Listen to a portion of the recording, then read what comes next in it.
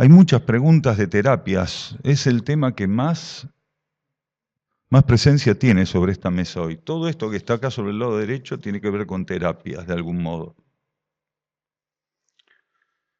Flores, distintos sistemas terapéuticos, homeopatía entre ellos, magnetoterapia, celuloterapia, ¿sí? Acupuntura. Nosotros estamos tan interesados en las terapias porque somos una humanidad doliente, una humanidad profundamente enferma. Y la multiplicidad, la diversidad de terapias que existen están confirmando esto. Cuanto más opciones terapéuticas van surgiendo en el contexto de una cultura planetaria, está hablando a las claras del desvío que esa cultura hizo del paradigma, del modelo, del arquetipo sobre el cual tenía que trabajar, sobre el cual tenía que ejercitar un acercamiento en particular. Entonces la enfermedad que nosotros tenemos es el alejamiento del paradigma que se nos había ofrecido precisamente para no caer en situaciones como estas, para poder responder mejor al proceso cósmico con el que internamente estamos involucrados y externamente rechazamos e incluso decimos desconocer. Por eso este callo que tenemos con la vida cósmica, este filtro que nos permite solamente entender el cosmos como un conjunto de planetas, de sistemas solares. O sea, eso es lo que entendemos de la vida cósmica, no entendemos otra cosa. Y la multiplicidad de terapias está habilitada casi siempre, no siempre, pero casi siempre, por la ley de karma, por los señores del karma, por la necesidad que tiene la humanidad de tener elementos que la asistan terapéuticamente para intentar recuperar el equilibrio. Pero existe un contrasentido muy grande. Por más que la multiplicidad de terapias, ¿sí?, fuera efectiva según el caso, y ahora vamos a ir a eso, ¿no?, según el caso y por qué, y aunque siguiera incrementándose la multiplicidad de terapias, la actitud de la humanidad no condice con la habilitación que la ley de karma hace cuando sigue ofreciendo la posibilidad de que surjan terapias para ver, de algún modo, quién puede hacer uso de ellas según su verdadera necesidad. ¿Y por qué decimos que hay una contradicción? Porque no hacemos nada en términos de modificar nuestra actitud, creyendo que lo que nos falta es encontrar la terapia con la que no dimos hasta ahora, por eso no me pude curar. Por eso no pude sanarme, por eso no pude restablecerme. Y eso es un error. Es la actitud con la que yo voy al encuentro de la terapia. Si esa actitud no es el fundamento de mi vida, no es el eje con el que vivo diariamente, por más que busque el terapeuta que fuera, la terapia que fuera, con todo lo que prometiese o no prometiese, nada va a ocurrir. Porque no estoy entendiendo que ir al encuentro de un terapeuta o de una terapia en particular es una ceremonia. Y si no formo parte de esa ceremonia, me quedo afuera del resultado. ¿Qué significa formar parte o no de esa ceremonia que implica encontrar la terapia, el terapeuta correspondiente? Implica que tengo que ir al encuentro de ese proceso, tengo que transitarlo como lo que es un ofrecimiento espiritual. Y no la búsqueda egoísta y material de mi conciencia, que lo único que quiere es sacarse ese peso de encima, que es estar enfermo o tener un traumatismo en particular. Si mi conciencia no entiende eso y solamente quiere sacarse ese paquete de encima porque le molesta, no hay terapia que vaya a dar resultado. O a lo sumo, alguna terapia va a tapar el síntoma muy superficialmente, porque esta humanidad es un especialista en tapar síntomas.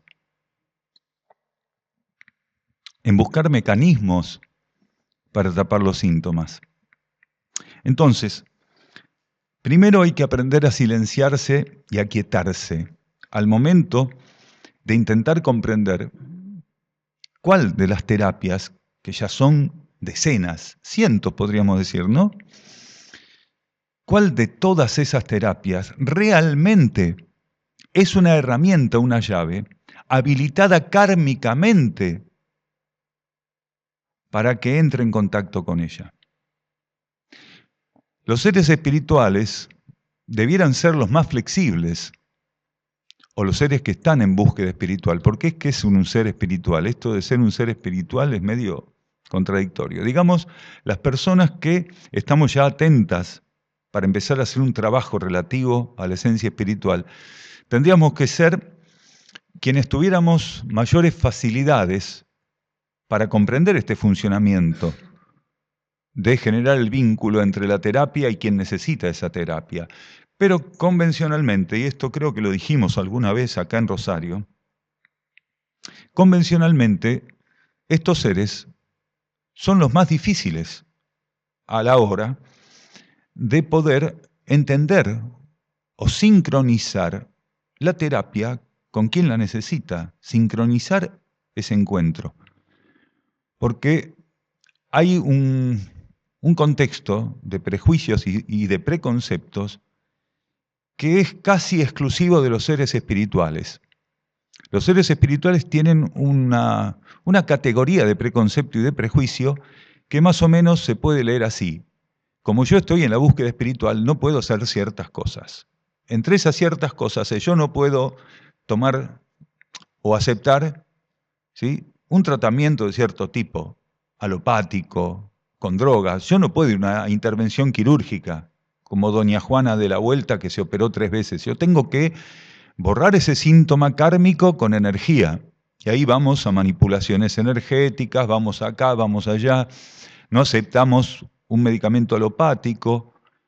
No decimos, cuidado con esto, que todo el mundo tiene que ir a tratarse con medicamentos alopáticos, como tampoco vamos a decir que a todo el mundo le va a dar resultado la acupuntura o las flores, o lo que fuera. Pero los seres que están en búsqueda interna son los que tienen más prejuicios a la hora de entender que kármicamente, por más que estemos en una búsqueda espiritual y filosófica genuina, kármicamente un cierto tipo de terapia nos puede servir para saldar karma. Una operación quirúrgica puede servir para que saldemos karma. Un medicamento alopático con toda la toxicidad que a veces puede ofrecernos también puede ser puesto en nuestra vida para que lo aceptemos y como elemento purificador, como si fuera un accidente o una dolencia, el medicamento también nos va a hacer saldar karma, nos va a permitir enfrentarnos a débitos kármicos. Entonces, la cuadratura entre medicamento, terapia, terapeuta y paciente está armada y respaldada siempre interna y kármicamente. Si nosotros tenemos preferencias y no logramos neutralidad para que la vida interna nos guíe en la comprensión de por dónde tenemos que ir concretando esta ceremonia de ir al encuentro del terapeuta que necesitamos, que nos va a dar la medicación que kármicamente necesitamos, con la terapia que obviamente necesitamos a partir de ese terapeuta y formar parte genuina de esa ceremonia, y no tener expectativa fundamentalmente de cómo va a resultar el encuentro con el terapeuta, con la terapia o con la medicación que va a utilizar. La expectativa lo que hace es densificar más el proceso de dolencia, enfermedad o traumatismo que podemos tener. ¿Por qué decimos esto? Nadie sabe lo que está previsto kármicamente como extensión de la dolencia o el traumatismo que transitoriamente padece. Y estamos diciendo transitoriamente porque ninguno va a vivir, va a transitar indefinidamente una dolencia o un traumatismo. Pero lo que sí a veces no podemos evitar es la expectativa mientras lo estamos padeciendo. Entonces, a veces los seres dan con la terapia que tienen que dar, con aquella que está respaldada internamente, pero no tienen la capacidad de estar sin expectativas y permitir que el proceso, con el rango extensivo que fuera, el proceso terapéutico, vaya siendo aplicado sin ellos oponerle la expectativa, sin ellos decir, este tipo no da en el clavo, este medicamento no sirve, porque ninguno de nosotros tiene la certeza de qué es o cuál debiera ser la extensión y el efecto que acompañe esa extensión en relación al proceso kármico que tenemos que enfrentar, porque toda dolencia o enfermedad o traumatismo es inevitablemente algo que tenemos que ver como kármico, no hay forma de no verlo. Cuando empezamos a hablar de este tema, decíamos que hay que aquietarse y silenciarse como primer paso. Si no aquieto mi centro emocional, si no puedo silenciar mi mente, y esto no significa bloquear y poner en blanco y hacer que se vaya a otro plano, sino realmente generar un estado de receptividad que es fundamental, sin el cual nosotros no podemos ser asistidos internamente y comprender lo que tenemos que hacer.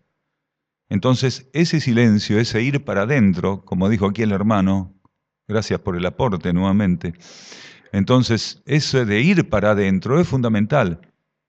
No hay base terapéutica válida si el ser no acompaña ese proceso con la donación de su conciencia a la fuente interna. Si el ser está con expectativas en la terapia y no acompaña la terapia con la donación, con la entrega a su propia fuente interna, entonces está generando una fisura en el marco terapéutico.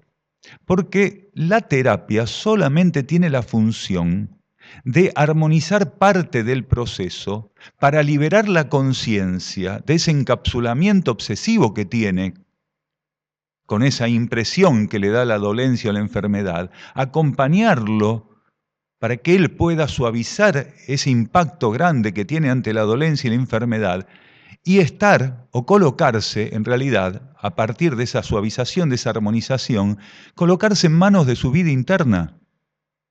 Porque la terapia es solo eso, es como un acomodador en un cine, en una sala de cine. El acomodador no nos da la película, pero nos va a colocar en el lugar donde sí podemos verla. Entonces tenemos que entender la terapia simplemente como un intermediario. Y según nuestro estado kármico, nuestro estado evolutivo, vamos a necesitar un tipo de intermediario u otro. Pero tenemos que entender que la terapia no es quien nos cura. La terapia facilita que encontremos el camino de la cura. El camino de la cura es interior. Nosotros tenemos que entender que la cura es interna. La sanación, que es un cierto trato de los síntomas y la suavización de los síntomas, sí puede ser el efecto de una terapia.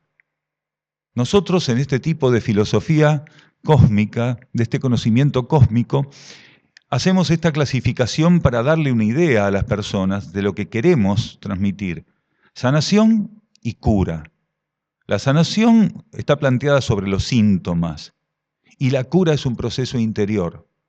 En la sanación no se borra en el marco profundo, ¿sí?, aquello que sostiene la dolencia, mientras que la cura cósmica borra de los átomos permanentes de la conciencia, borra la dolencia y deja liberada la conciencia para que a partir de ahí, en encarnaciones subsiguientes o en esa misma encarnación, la dolencia ya no esté presente en su vida. Superó la necesidad de enfrentar ese débito kármico.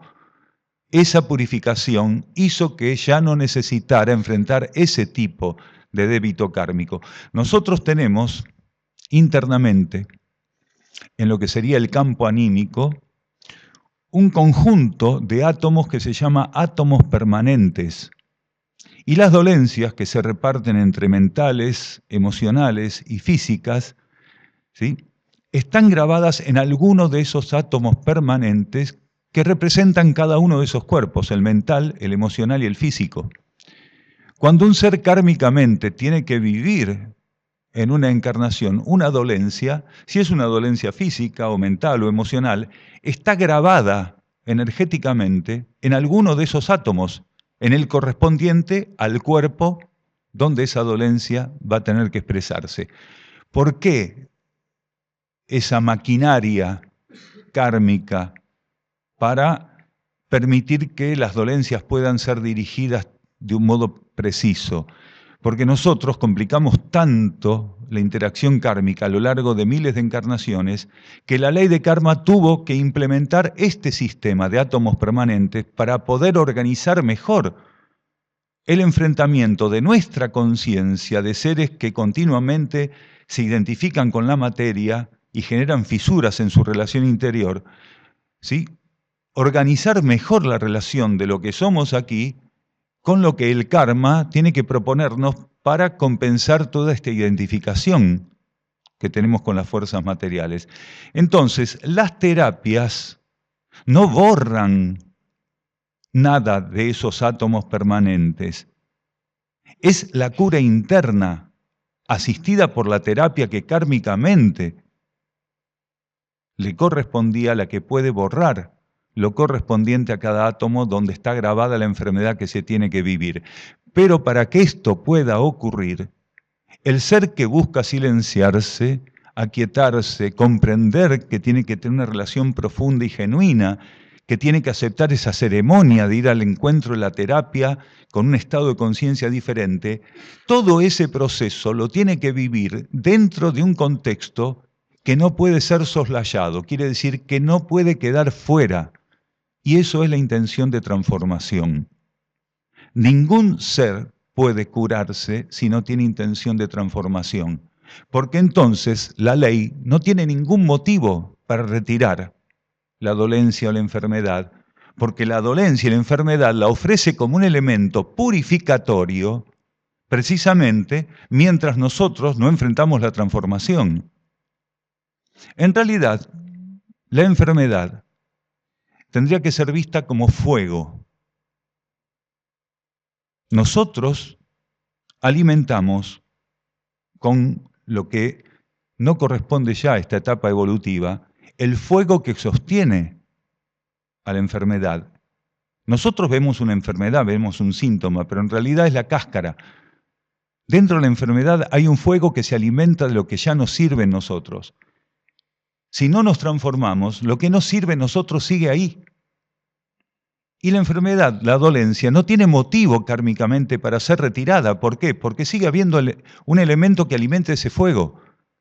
Y mientras haya un alimento para ese fuego, quiere decir, lo que no sirve ya en nosotros, que alimente ese fuego, vamos a estar ahí, jugando.